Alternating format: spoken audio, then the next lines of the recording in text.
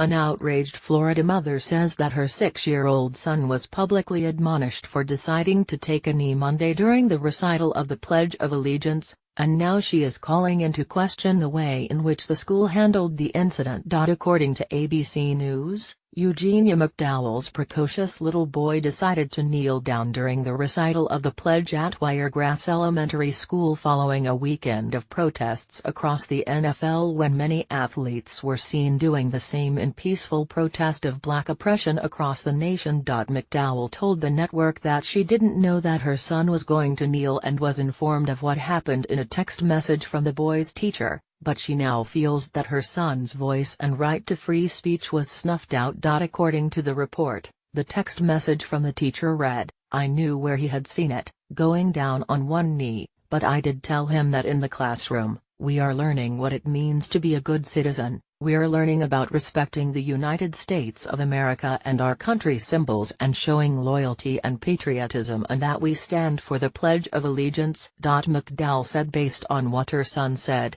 the teacher told him to stand up and to stop it. However, Pasco County School District spokesperson Linda Cobb defended the teacher's stance, saying that school policy notes that students have to have a written letter from a parent, for some reason, informing the school that the student does not recite the pledge, in accordance with Florida state law.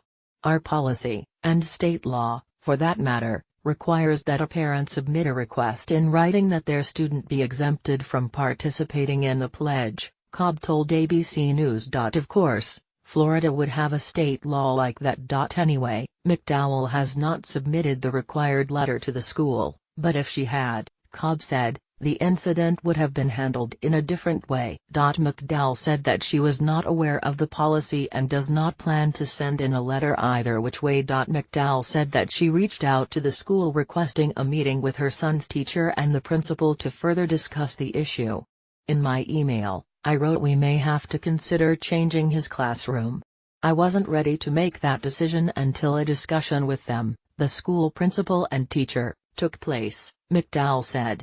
"I wanted an apology to my son in the same manner that she called him out for kneeling. I also wanted to know if she would be remorseful. If she demonstrated that, then I would have been okay with him remaining in her class."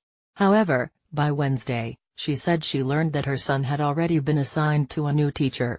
Still, McDowell said, she intends to have a conversation with the school principal, hoping to start a more sweeping conversation about children's rights to express themselves.